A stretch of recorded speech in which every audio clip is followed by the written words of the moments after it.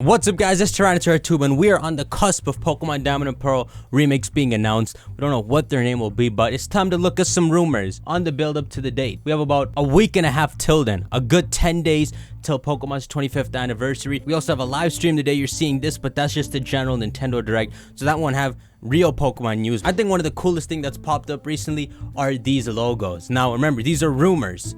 Another code name for leaks I don't believe. The first thing that comes to mind when I look at these logos, which are Diamond Remake and Pro Remake logos, is just how beautiful it is to enter a new Pokemon era, to put Pokemon Sword and Shield behind us and have new logos to be talking about. Just seeing these logos, fake or not, is so cool to me. On the left, we've got Pocket Monsters Sky Diamond, and on the left, Pocket Monster Ocean Pearl. Now, for one, before I even talk about the titles, the light blue and the light pink color scheme. After gold and silver, every game has been blue versus red. Kyogre versus Groudon, Dialga versus Palkia, Yveltal and Xerneas, everything. Okay, Zekrom and Reshiram, you do have me there. It's just nice, man, to see these little vector designs behind them and envisioning them on covers, envisioning what Dialga and Palkia would be in this game.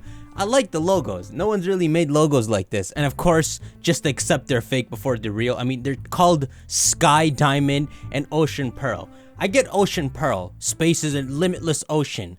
It's a little too deep for just Pokemon Pearl remakes. It's not going to be Ocean Pearl. But then Sky Diamond?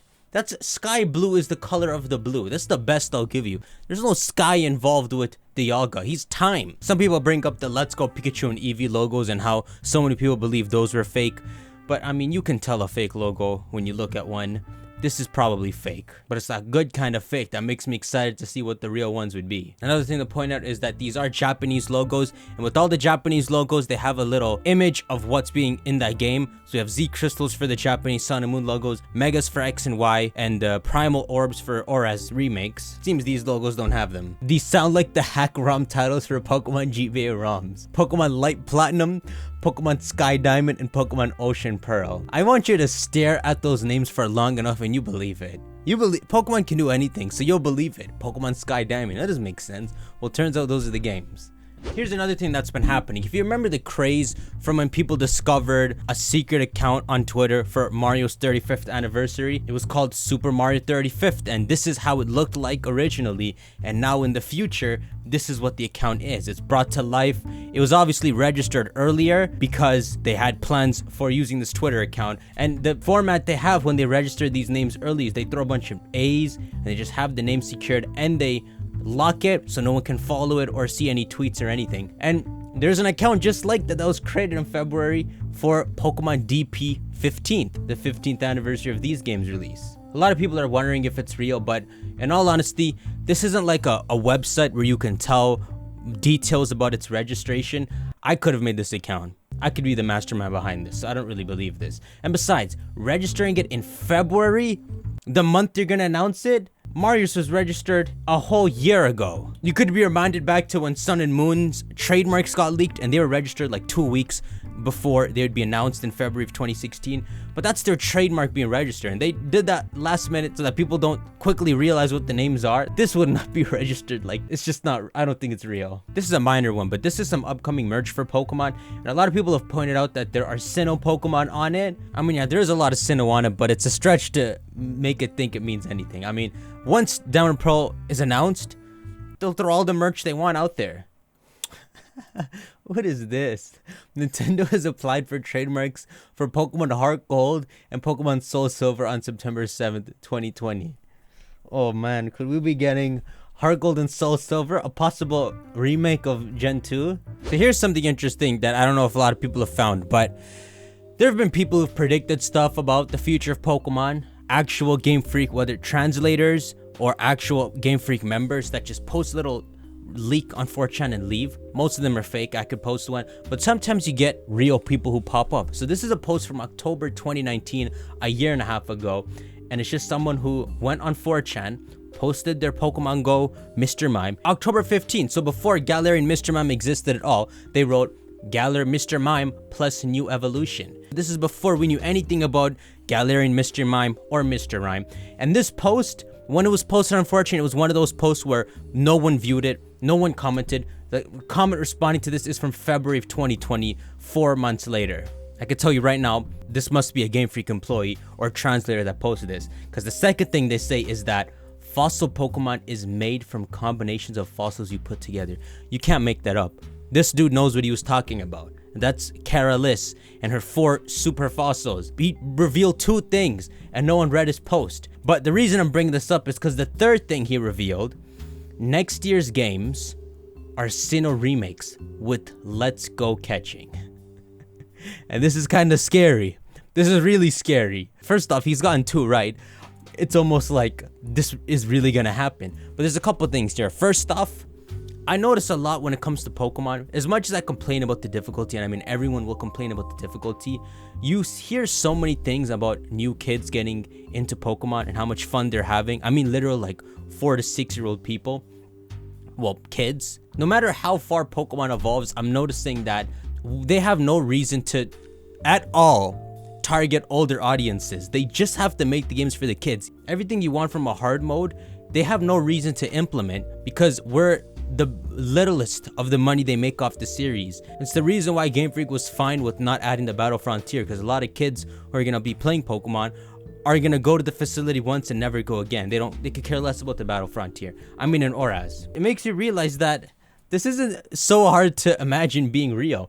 But I'll tell you right now, I don't think they'll do it. Even if this dude has just gotten 2 things that are confirmed to be true, and he said a 3rd thing, and it's being implied to be confirmed, I don't think it's gonna happen. There's a clear line between the Let's Go series and the main series. We don't know that line yet because there's only been 1 Let's Go games, but I'm telling you, like 2 years from now, or even next year in 2022, there's gonna be Let's Go Johto, and they're gonna continue that as a different franchise where you have to catch them like in Pokemon Go. My theory about what this is this leaker's created a fake point to throw people off, so that when the big heads come for this post and try to figure out who did it, he has some false things he's written, which is what leakers will tend to do sometimes. They'll write actual fake stuff in it just to throw it off and not make it seem exact, because sometimes in Game Freak different people are told different things, and if you leak what only you and your team should be able to know, they can pinpoint it. So they would just throw stuff from all over the place in it sometimes. I think that's what this is. But to add to it, this could still be a bit correct. Like, they could add a system where you can normally catch, but maybe you can do a sort of special catch, sort of like soaring in the sky. You could choose to just fly in Oras, or you could choose to soar in the sky and it takes double the time, but you can fly over slowly. There could be a mode introduced where when you have to throw a Pokeball, you can throw it in a special way like this and try to aim in the circle. But I don't know what the benefits to that could be, because if it increased your chances of catching, then you would have to use it. You'd be an idiot to just use the normal way of throwing an Ultra Ball. I just mean when you find a wild Pokemon, you can go to your bag and the Ultra Ball says use, but also like special use. And if you click that, then it brings up this mode. But you can't make it more effective because then people have to use it, and so it is being forced onto you. But at the same time, if there is no benefit to it, it'd be pointless. Or I guess, you know what they could do? They could make it so they introduce a new ball. The Go Ball. The Go Ball could be about the price of a Pokeball, very cheap, but if you throw it well, it's as good as an Ultra Ball. If you don't throw it well, it's as bad as a Pokeball. And that way, the benefit is just the price. So anyhow, everyone who's come back to this post later on has realized he's told the truth. So here's one last thing I'll give you before I end this, and it has to do with the website. So you guys remember a few weeks ago, we had the thing with diamondandpearl.pokemon.com, where they had this forbidden site that no one could see, but they have xy.pokemon.com, rubysapphire.pokemon.com when they're making remakes, and obviously there is a site registered that hasn't been activated, which is really fishy. There's more things. So for example, I'll show you this. On June 1st of 2020, there was an SSL certificate added to the websites smile.pokemon.com and newpokemonsnap.pokemon.com. This is before we got information that there was a new Pokemon Snap in that Pokemon Direct. We saw none of this yet. Had anyone noticed that these had been added on June 1st, we would have known that there's going to be something called Pokemon Smile and a new Pokemon Snap coming out. Take us to recent times. In the past, they've added SSL certificates to rocket.pokemon.com, flare.pokemon.com, obviously evilteam.pokemon.com. An SSL certificate is just making the site encrypted and secure. That's just the gist of it. And in early February, the 1st and 3rd of this year, they added an SSL certificate to events.pokemon.com and link.galactic.pokemon.com. which seems like stuff building up for Diamond and Pearl. Events for stuff they'll do during the 25th anniversary, as well as Diamond and Pearl remakes, but also galactic.pokemon.com. Just like Rocket and Flare, they have something that they have planned here. Now, certificates can be faked, but the more people look into these ones in particular, the more it's looking to be believable. Check it out. Certificates for Breath of the Wild 2, Sheikah pedestal, and Sheikah registration. Alright, now what better way to end this video than to show you guys some actual people who think they know what they're talking about. People pretending to be game freaks. So here we got on February 11th, we got a post about leaks for Pokemon Diamond and Pearl Remix. So let's check this out. No actual names of the remix were given to the teams working on the games. Only placeholders. There's no way that's believable. There's no way that's believable. Like, wasn't Pokemon Sun and Moon's codename a whale? You're telling me the crew has been working on a game and they've just been told whale. Monster just comes in the room, chop chop. Release date is estimated for the 28th of November. I think more like the week before that, the 21st of November. That's kind of the time they aim for. This is too close to Christmas. The people who want it early and can't wait, this is just a week too late for them to be able to resist and wait till Christmas. Structure of the game. Game uses Gen 8 assets for models. I freaking hope not. I mean, you can use the assets, but you better change those animations. The animations stay the same for both Pokemon and humans. Okay, let's just pretend we didn't read that. Dynamaxing is still in the game's code. That's believable. No Megas. That's unfortunately believable. Gosh, I want Megas so bad. The changes. The player character and rival have more slender designs similar to the player character in the Gen 3 remake. How can you make anyone more slender than they already are? The opposite gender character the player does not choose appears more often in the game, not as a trainer battle, but just as an NPC to give the player items.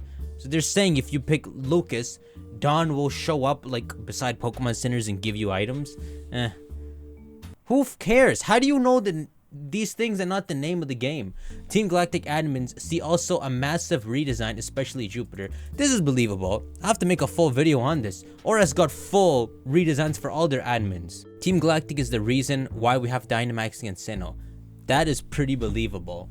Team Galactic has caused it, but where this goes wrong is if there's Dynamaxing and Sinnohs, then it obviously has to involve Dialga and Palkia. You're not going to tell me they get non-Dynamax related forms. You know, you could. I mean, you gotta think deeper into it, but they could do that. Professor Rowan still researches Pokemon evolution, but also the effect of the new particles on Pokemon and their evolutions. What does this mean? What new particles? What new particles? The effects of the new particles. Dynamax particles? Because they ain't evolving. I don't call that an evolution. The XP share is given to the player in Jubilife City. New forms for Dialga and Palkia. They are not Gigantamax forms. Well, I have no idea what's going on here. The Great Marsh is changed to the marsh area working like a wild area. Yeah, that's believable. Wild area is good. Cooking from Sword and Shield will make an appearance, but instead of curry, the player will make puffins for their Pokemon. Alright, that's believable. Post-game mini story involves the Distortion World. This is the most obvious thing you could write. Like, no crap. Post-game content will have a battle tower-like feature, but will also involve players visiting a new area where they can rematch old gym leaders or have type-locked battles, similar to the Galar Star tournament, and the restricted sparring for battle points. You've made this up solely based off what you saw in Sword and Shield. I mean, I like the rematch old gym leaders thing. Do you mean old gym leaders like Kanto, or you just mean the Sinnoh gym leaders again? Files unused in the game. Full Moon and Half Moon Island have assets but are unexcusable. And let me just close out. I understand the last thing. What they're trying to do is hype up that the assets exist, but I wonder why they're not here. It's for a DLC. That's what they're trying to say. They'll be added in as a DLC. Cresselia as a DLC? And Darkrai I can understand, but Cresselia? Cresselia cannot make what already exists in the game a DLC. Well, I could tell you, none of this is real. Well, yeah, that's it, guys. Go on and shank that like button. Let me know your thoughts below. I'll see you on the next video. Peace. This the sound of my alchemy, the greatest success for all those who fell for me. I always respect the friends who wish well for me and live until the end and die. All time will tell for me, but I ain't going anywhere, believe me.